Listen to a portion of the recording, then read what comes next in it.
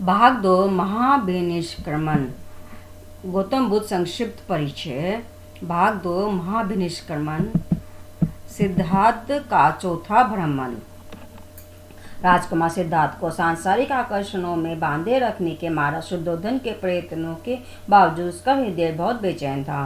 उसके मन को भोग विलास अमोद प्रमोद से न कोई सुख मिलता था और न शांति। मन की शांति के लिए वह वन में जाना चाहता था। उसने पिता से वन जाने की आज्ञा मांगी। आज्ञा लेकर कुमार अपने कुछ मित्रों के साथ सुंदर घोड़ों पर सवार होकर वन जाने के लिए राजभवन से बाहर निकला। मार्ग को खेतों में से गुजरना पड़ा। उसने देखा कि खेत जोतने के प्रयास में असंख्य कीड़े मकोड़े मरे पड़े हैं। उन्हें देखकर उसका हृदय शोक से विह्वल हो गया। वह फिर जीवन मृत्यु के बारे में सोचने लगा। वह घोड़े से उतर गया और बेचैन होकर इधर उधर घूमने लगा। अपने मित्रों को वहीं छोड़कर वह एक जामुन के वृक्ष के नीचे ध्यान लगाकर बैठ गया। धीरे धीरे उसका मन को शांत हुआ और उसने मानसिक समाधि प्राप्त की। तर्क संगत ढंग से उसने मन में विचार आने लगे। उसका अहंकार मिट गया और वह स्वयं को सुख दुख व संदेह से मुक्त अनुभव करने लगा। उसकी बुद्धि निर्मल हो गई। इसी मानसिक समाधि की स्थिति में सिद्धार्थ के सामने एक भिक्षुक प्रकट हुआ। सिद्धार्थ ने उनसे उनका परिचय पूछा तो उन्होंने बताया कि मैं एक सन्यासी हूँ। सांसारिक मोह माया को त्याग कर मैं मोक्ष की खोज में घूमता रहता हूँ। अनायास ही जो कुछ मिल जाता है उसे खाकर ये निर्जन स्थानों में घूमता हूँ। इतना कहकर भिक्षुक राजकुमार के सामने से अदृश्य हो गए।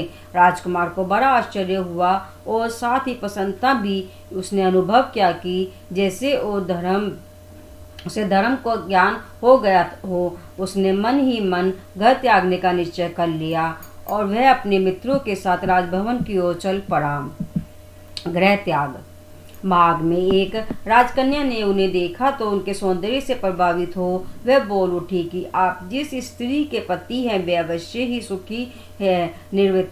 निर्वृत्त शब्द सुनकर राजकुमार को बड़ी शांति मिली और वह निर्वाण के विषय में सोचते सोचते सीधा राजभवन में पहुंच गया। पिता को प्रणाम कर वह कहने लगा, महाराज मैं मोक्ष प्राप्त करना चाहता हूँ। आप मुझे संन्यास लेने की अनुमति दें। एक ना एक दिन तो मुझे आपसे अलग होना ही है, इसीलिए आप मुझे अभी जाने की अनुमति देने की कृपा करें।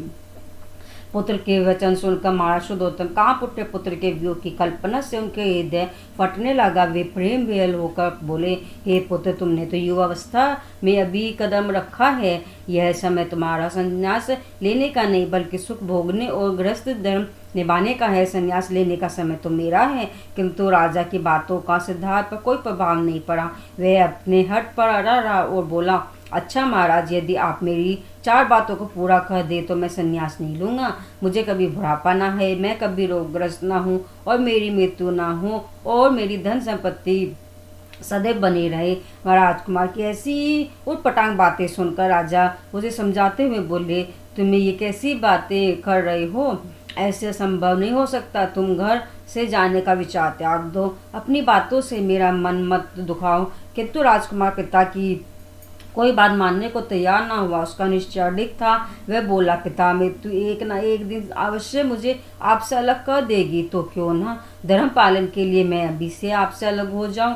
यह ही उचित समय है। राजा के मंत्रियों ने भी कुमार को बहुत समझाने का प्रयत्न किया किंतु कोई परिणाम न निकला। कुमार अपना निर्णय सुनाकर अपने महल की ओर चल गया।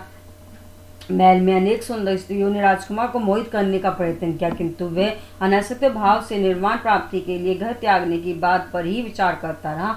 सहसा कुमार अपने कक्ष से बाहर निकला। वह घोड़े घर छोड़ने को उतावला हो रहा था कि उसने अपने साथी संदक को जगाया और सफेद रंग के घोड़े कंतक को शीघ्र ही ले आने को कहा। उस समय कुमार का मन स्थिर था और उसने गृह त्याग का दृढ़ निश्चय कर लिया था। छंदक राजा शुद्धोधन के मन की बात जानता था किंतु वह कुमार के आदेश की अवहेलना न कर सका और वह शीघ्र ही घुड़सवार से कंतक को ले आया। कंतक तेज गति से चलने वाला घोड़ा था। कुमार ने उसकी पीठ सहलाई और उसे मानो समझाते हुए कहने लगा, हे आशु मैं मोक्ष प्राप्ति के लिए जाना चाहता हूँ। तुम मुझे शीघ्र ही यहाँ से ले जाओ। चलो। इस पुण्य कार्य का फल तुम्हें अवश्य मिलेगा। यह कहकर राजकुमार कंटक पर सवार हो गया। कंटक भी मानो राजकुमार की बातों को समझते हुए बिना हिलाए, बिना किसी प्रकार की आवाज के चुपचाप राजमहल के द्वार की ओर चल पड़ा। राजकुमार के द्वार अपने आप खुल गए। सभी पहरेदार सो रहे थे। सिद्धार्थ देखते ही देखते अपने प्रियजनों, पिता, पुत्र, पत्नी व मित्रों को छोड़कर नगर से दूर निकल गया। सिद्धार्थ ने घोड़ा रोक कर एक बार नगर की ओर मुड़कर देखा। उसने मन ही मन संकल्प किया कि जन्म मृत्यु से छुटकारा पाने का पर ज्ञान प्राप्त किए बिना वह इस नगरी में वापस नहीं लौटेगा। एक बार फिर उसका घोड़ा तेज गति से दौड़ने लगा और सूर्योदय से पहले वह कपिलवस्तु से कई योजन दूर पहुंच गया। कपिलवस्तु की सीमा समाप्त होने को थी। सिद्धार्थ अनोमा नदी के तीर पर पहुंचकर ही रुका। छंदक की वापसी। भार्गव ऋषि का आश्रम पास ही था। सिद्धार्थ ने घोड़े से उतरकर उसकी पीठ सहलाई। आश्रम के शांत वातावरण को देखकर सिद्धार्थ प्रसन्न हुआ और उसे ऐसा लगा कि जैसे उसका गंतव्य मिल गया हो। सिद्धार्थ ने घोड़े और छंदक का धन्यवाद किया कि उन्होंने किसी फल की कामना किए बिना उसके लिए यह काम किया है। कुमार ने छंदक के उपकार के बदले अपने सारे आभूषण उतार कर उसे दे दिए और लौट जाने को कहा। तत्पश्चात कुमार ने अपने मुकुट से एक मणि निकाल कर छंदक को दी और कहा कि यह मणि महाराज सुधोधन को देकर उन्हें मेरा प्रणाम कहना और समझाना कि मैंने क्रोध से या वैराग्य भाव से घर का त्याग नहीं किया है। मैं तो जन्म मृत्यु के बंधन से छुटकारा पाने का मार्ग खोजना चाहता हूँ, अतः वह मेरे लिए शोक ना करे। मैंने तो पूर्वजों की परंपरा का पालन किया है। जीवन का कोई भरोसा नहीं है। मृत्यु सदैव हमारे सिर पर मंडराती रहती है। मैंने ये अवस्था में ही कल्याण का मार्ग चुन लिया है। तुम राजा से मेरी बुराई करना ताकि उनका स्नेह मुझसे छूट सके और उनका शोक मिट जाए। कुमार की बातें सुनकर छंदक की आंखों में आंसू आ गए। वे व्याकुल हो उठा और बड़े गले से बोला, हे स्वामी, आपकी बातें बड़ी कष्ट देने वाली है। आप इस प्रकार अपने पिता, माता, पत्नी व पुत्र का त्याग मत कीजिए। कहाँ आपकी का कोमल शरीर और कहाँ ये कांटों भरी कठोर भूमि। मैं तो अपने वश में ही नहीं था, वरना मैं तो आपको यहाँ कभी न लाता। हे स्वामी, फिर भी यदि आपने अपने परिजनों और राजा को त्यागने का निश्चय कर ही लिया है तो मैं भी आपके साथ चलूँगा। मैं आपके चरणों से अलग नहीं होना चाहता। जैसे सुमंत राम को वन में छोड़कर लौट आ गए थे, मैं आपको यहाँ वन में छोड़कर लौट नहीं सकता। मैं लौट कर महाराज और आपकी माता को क्या उत्तर दूंगा। हे तात, आप हट छोड़िए और मेरे साथ घर लौट चलिए।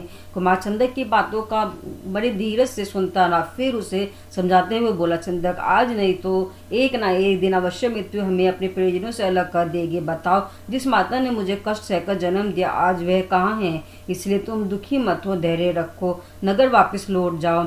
जाकर लोगों को समझाओ कि मैं मोक्ष का मार्ग ढूंढकर अवश्य वापस लौटूंगा और यदि अपने उद्देश्य में सफल नहीं हुआ तो जीवित ना रहूंगा। सिद्धार्थ के वचनों से छंदक को शांति ना हुई।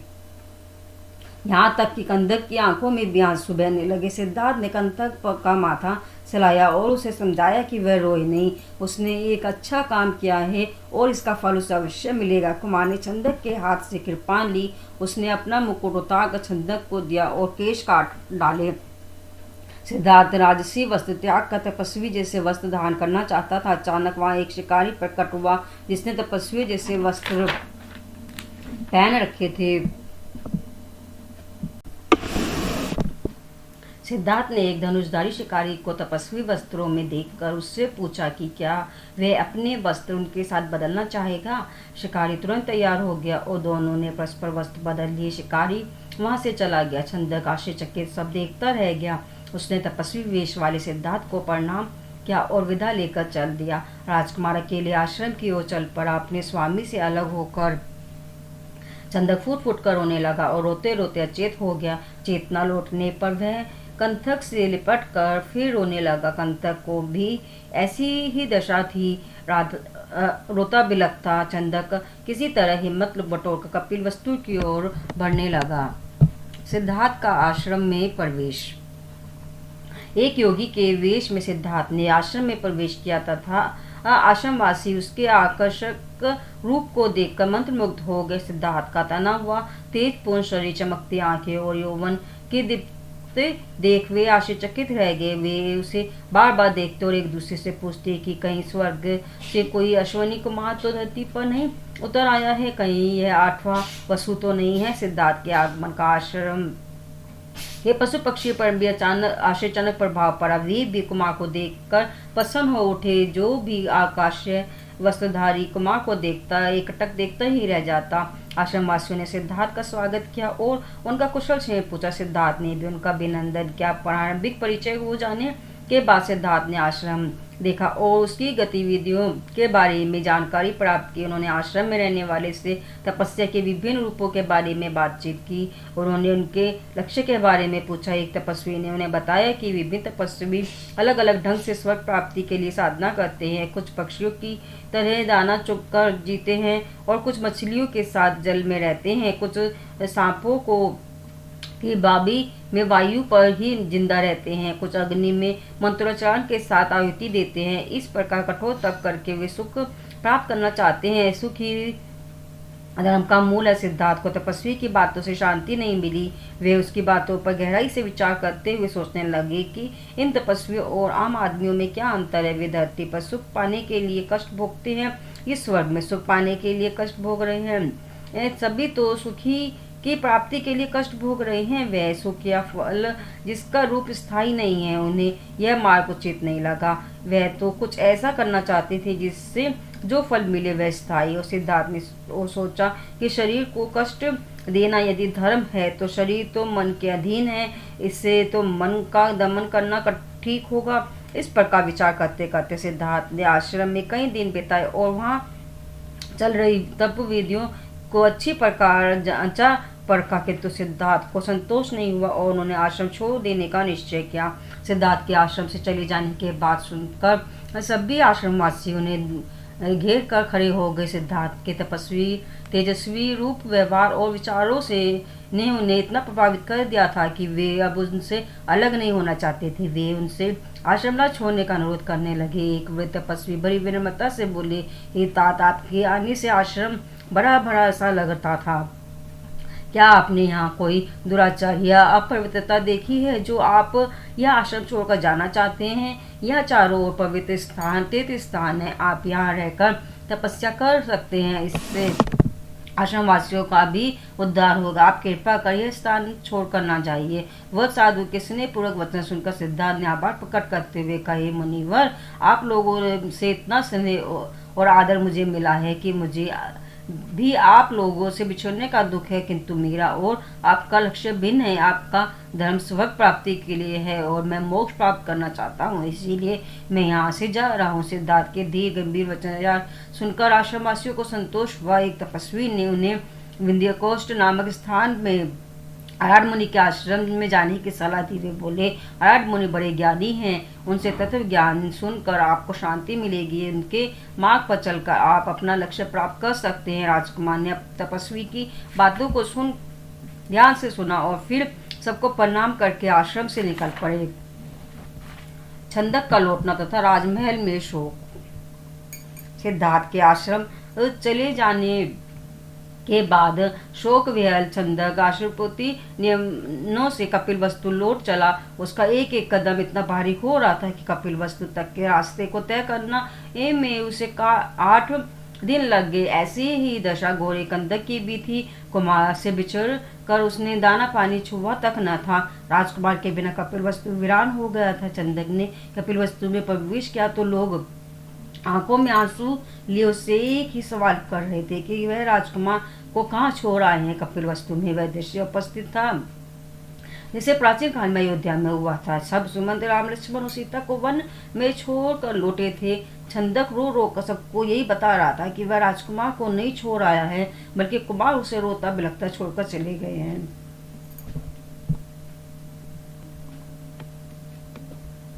कंदक राजमहल में प्रवेश करते समय दुख से हिनहिनाया। उसकी हिनहिनाहट सुनकर महल में कहने पशु पक्षी भी दर्द भरी आवाजें करने लगे। राजमहल में सबको लगा कि राजकुमार लौट आए हैं, पर खाली घोड़े को देखकर उन्हें पता चल गया कि कुमार नहीं लौटे हैं और वे सब दुखी होकर रोने लगे। सारा राजमहल शोक में डूब गया। माता गोद में बिलख बिलख कर रोने लगी। शोक में डूबी यशोधरा का सारा क्रोध चंदक वापस आकर चंदक को ही दोष देते हुए कहने लगी कि उसी ने उनके कुल का नाश किया है, वही उसके स्वामी को कहीं छोड़ आया है और अब झूठे आंसू बहा रहा है। यशोदा की बातें सुनकर चंदक और अधिक रोने लगा और बोला कि इस समय उसका वो घोड़े कंदक का कोई दोष नहीं है, सब कुछ देवी प्रेरणा से हुआ है। चंदक ने रोते रोते उस रात की घटना का पूरा वर्णन करते हुए बताया कि कैसे उसका अपने ऊपर कोई वश ना रह गया था और वह इच्छा ना होते हुए भी राजकुमार के आदेश का पालन करता गया।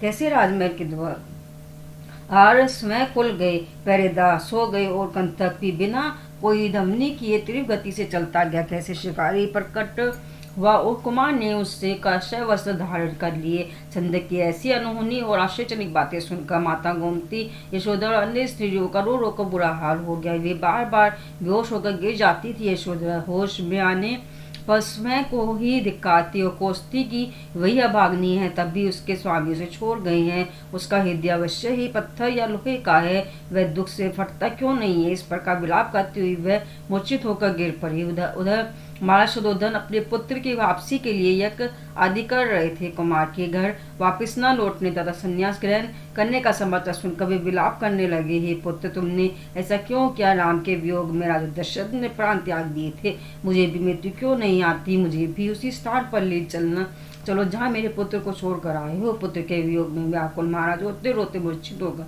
धरती पर गिर पड़े। राजा की ऐसी दशा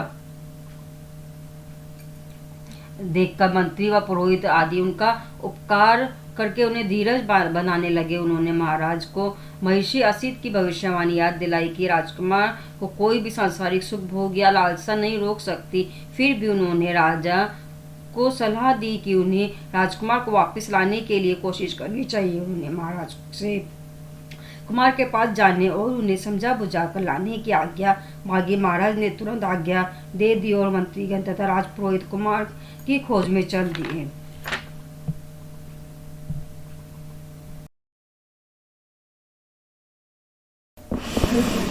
राजपुरोहित और राज्य मंत्री की कुमार से भेंट।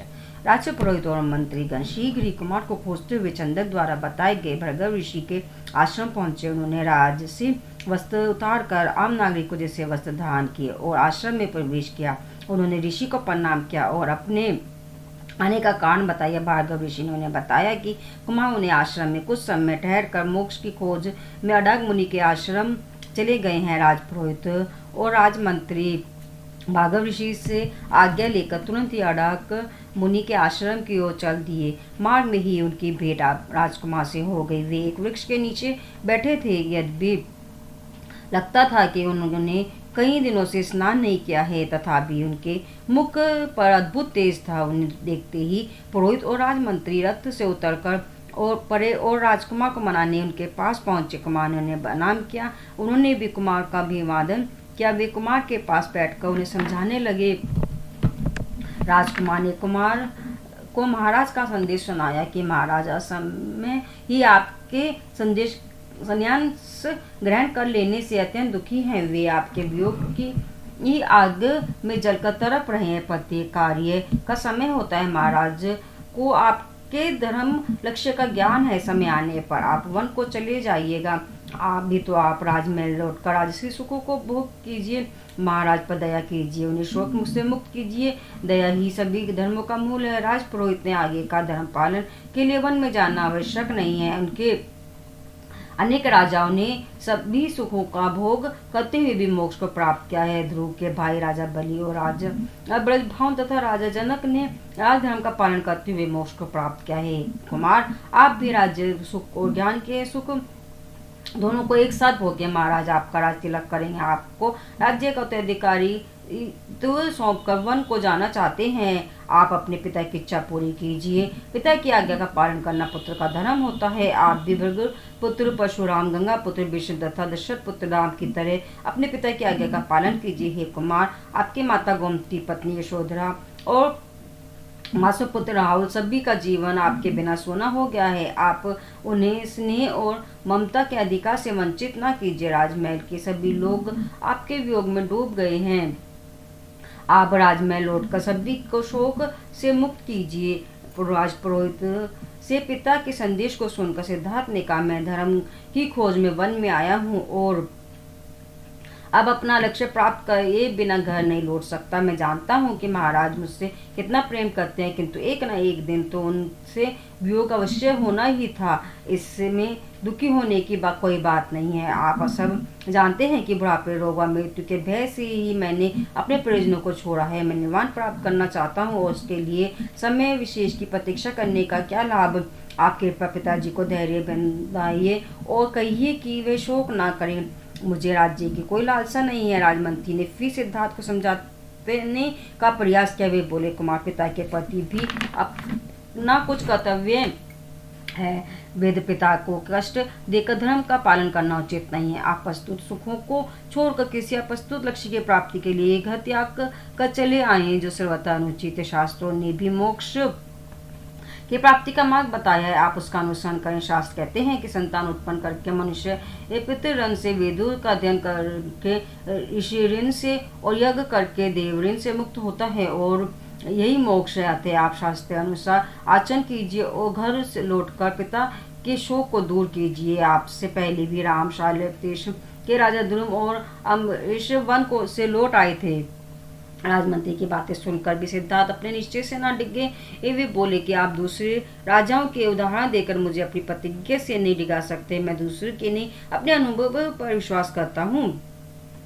अपनी तपस्या से तत्व ज्ञान प्राप्ति के बिना मैं किसी भी दशा में घर नहीं लौट सकता। यह जानकर कहकर सिद्धार्थ वहां से उठकर चल दिए। राजपुरोहित और मंत्री कुमार के पीछे पीछे चल दिए, किंतु उनके दृढ़ निश्चय को देखकर कुछ समय बाद ही वे भारी दुखी मन से कपिलवस्तु की ओर लौट पड़े। उन्हें समझ ही नहीं आ रहा था कि वे नगर लौटकर राजा को क्या उत्तर देंगे। उन्होंने राजकुमार के विषय में जानकारी प्राप्त करने के लिए कुछ गुप्तचर नियुक्त कर दिए। राजगृह में प्रवेश तथा बिम्बासर से भेंट। हाथ में भिक्षा पात्र और शरीर पर काश्य वस्त्र सिद्धार्थ ने गंगा नदी पार करके राजगृह में नगर में प्रवेश किया। राजगृह एक समृद्धशाली नगर था।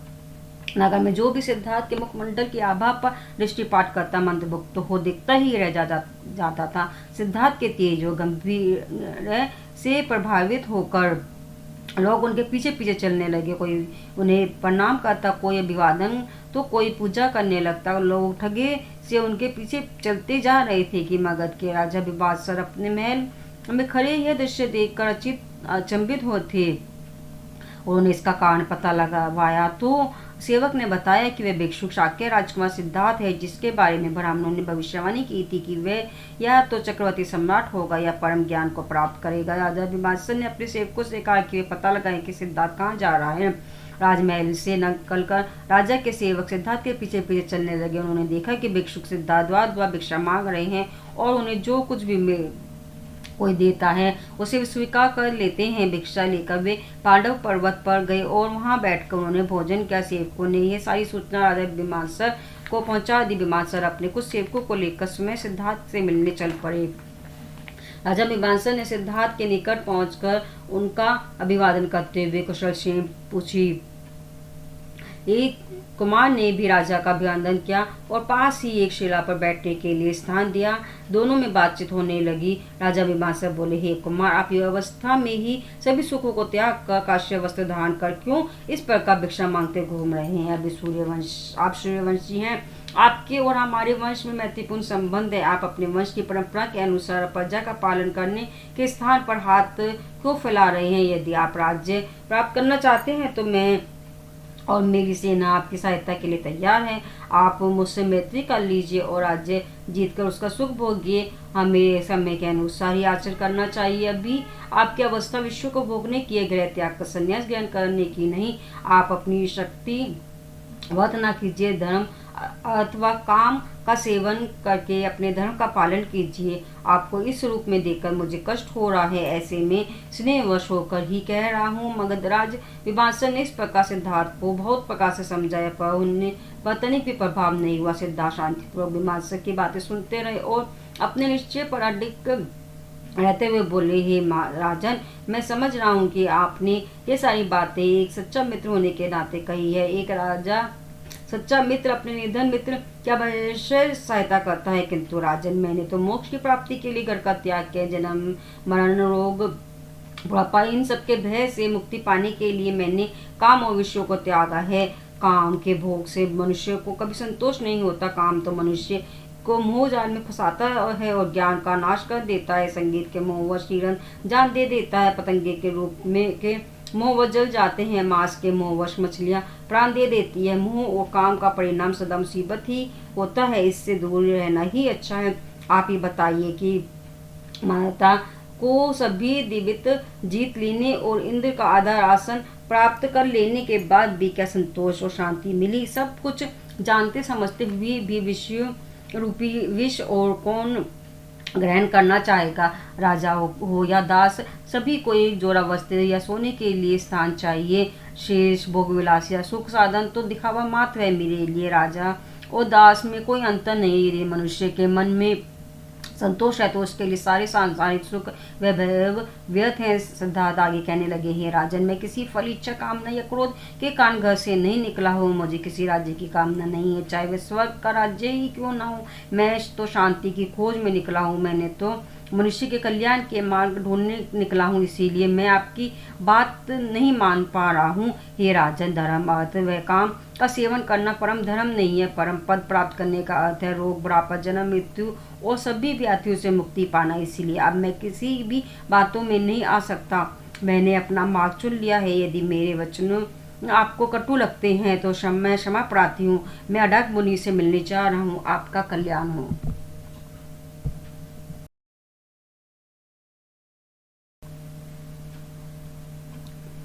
मगध राजमीमांसा सिद्धार्थ की बातें ध्यान से सुनते रहे। सिद्धार्थ ने उन्हें आशीर्वाद दिया, हे राजन, आप अपने कार्यों और गुणों से कल्याण की रक्षा करें, अपनी रक्षा करें और धर्म की रक्षा करें। भिक्षुक सिद्धार्थ के आशीष वचन सुनकर राजा भिमांसा ने उन्हें हाथ जोड़कर प्रणाम किया और कहा, आप अपना लक्ष्य प्राप्त करें और समय आने पर मुझ पर भी कृपा करें। सिद्धार्थ एवं मस्तु कहकर वैशंतर आश्रम की ओर चल दिए और महाराज भिमांसा अपने सेवकों के साथ अपने राजमहल लौट आए।